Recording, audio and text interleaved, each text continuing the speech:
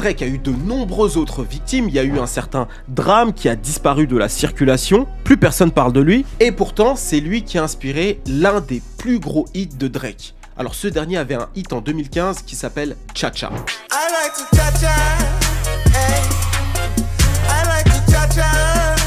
Drame était en pleine ascension et c'est là que Drake le vampire lui est tombé dessus. Et donc Drake entend le morceau et il se dit je vais en faire un remix comme j'ai l'habitude de faire. Et donc il sort le morceau d'abord sous le nom de Cha-Cha Remix. Et puis le morceau prend un petit peu, et d'ailleurs le morceau il le sort en plein milieu de son clash contre Meek Mill. Ça les gens l'ont complètement oublié. Et en voyant le succès du morceau, il décide de changer le titre. Et devine quel nom il a choisi. Hotline Bling, eh oui!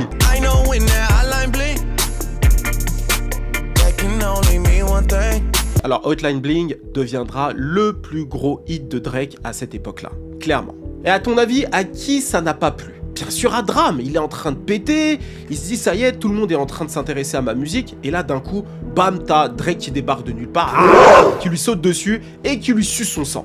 Forcément, il n'est pas content. Et donc, il fera quelques tweets dans la frustration. Et donc, en voyant le backlash qu'il pouvait avoir, quoique à ce moment-là, Drake était intouchable, il faut le dire, il dira ceci lors d'une interview pour The Father Magazine. Tu sais, comme en Jamaïque, tu as un redeem et c'est comme si tout le monde devait faire une chanson dessus. Imagine si on avait un seul beat et que chaque personne, moi, ce gars, tous ces gars, devraient faire une chanson sur ce beat. Et c'est un peu ce qu'était Hotline Bling. Et j'ai adoré ça. C'est cool. J'ai été enthousiasmé par ce genre de processus créatif. Bon, clairement, les gens n'étaient pas convaincus par les propos de Drake, mais que veux-tu? Drake sortait d'une victoire contre Meek Mill, il enchaînait les hits, il marchait littéralement sur le game et Drame était un tout petit artiste encore inconnu du grand public. Le scénario David contre Goliath ne marche pas à tous les coups. Aujourd'hui, Drame est passé à autre chose, bien heureusement. It was just a little shocking because it came out as like the Cha-Cha remix. You know what I'm saying?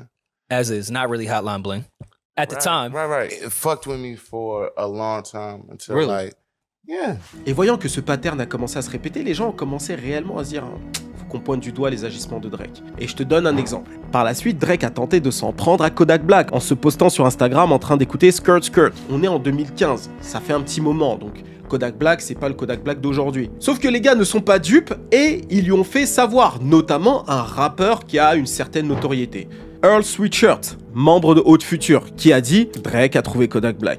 Shake my head, welp. » Drake peut parfois être un peu vautour avec les jeunes rappeurs, et je ne veux pas que Lil Kodak en soit victime. Alors welp, c'est une variante informelle de well, qui veut dire bien, utilisée pour indiquer la déception, la résignation ou l'acceptation au début d'une déclaration. Et donc voyant qu'il est hyper grillé par tout le monde, il fera évoluer cette formule. Et c'est une bonne chose parce que après ça, il a décidé de faire des morceaux originaux avec les nouveaux artistes. Et donc ça a donné notamment le morceau avec Lil Baby, Yes Indeed.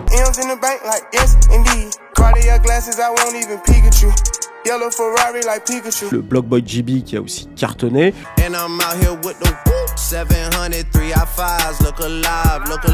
Ou encore le AD1 avec Only You Freestyle.